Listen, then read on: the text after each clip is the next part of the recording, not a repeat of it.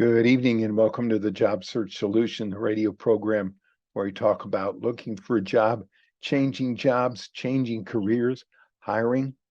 And as always, we begin with a prayer. Dear God, grant us thy peace and thy mercy.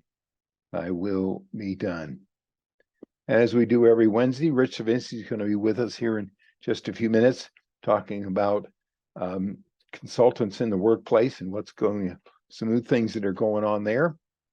And last week we started talking about in this video about references, and I will continue talking about that for probably the next couple of videos, because this is one turn out to be one messy problem that candidates have, but also companies have.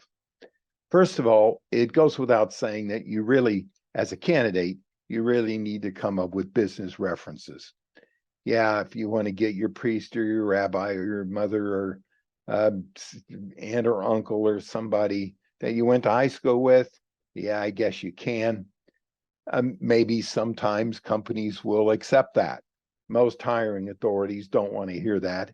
They want to hear about people that you've actually worked for. So it's real important, if you're a candidate, that you come up with people that you have actually worked for.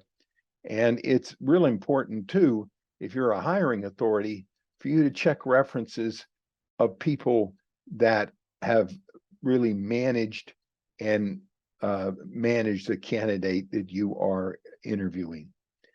Sometimes you can get away with peers of candidates, but they really don't have any skin in the game.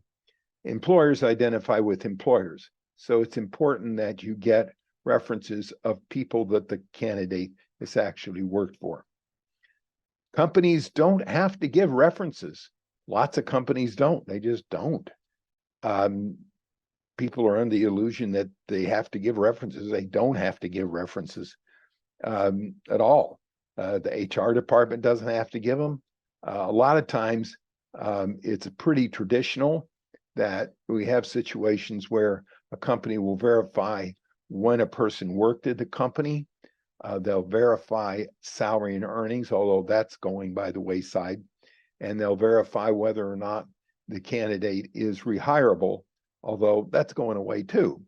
But companies don't have to give references at all. There's about 40% of the companies out there, my estimation is, that don't give references at all. We just don't give references. Unless the candidate has broken the law in some way, stolen money, or committed some kind of felony, then a company doesn't have to give references.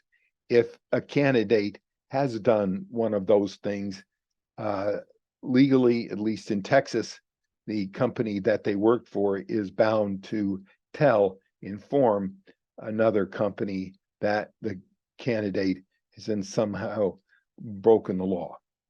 Some of the references we get on candidates are absolutely shocking. 25% of them are not what the candidate thinks they are. That's because the candidate doesn't line up the proper references and coach them as to who's going to be calling them and what they're going to be asking. You as a candidate, when you line up your references, you need to call them and tell them who's going to call them and what they're going to ask and what the job is about. I'd say at least 25% of the time, references aren't prepared when somebody calls them, and they don't know what they're talking about.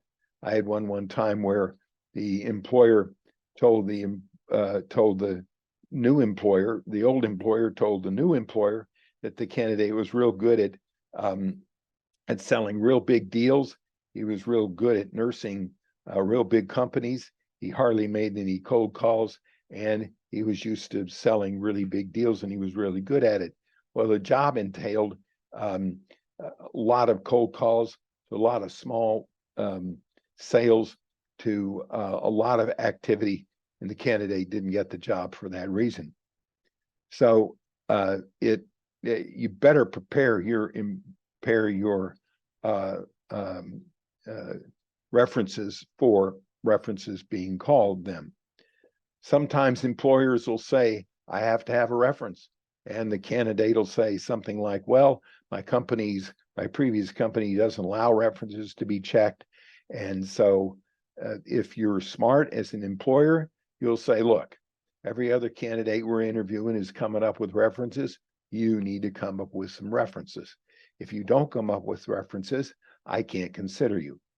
Most good candidates, if they're good candidates, have references coming out the ears, and there's not a problem with them. But don't buy the idea that the candidate can't come up with references, or the candidate, especially his previous company, doesn't allow him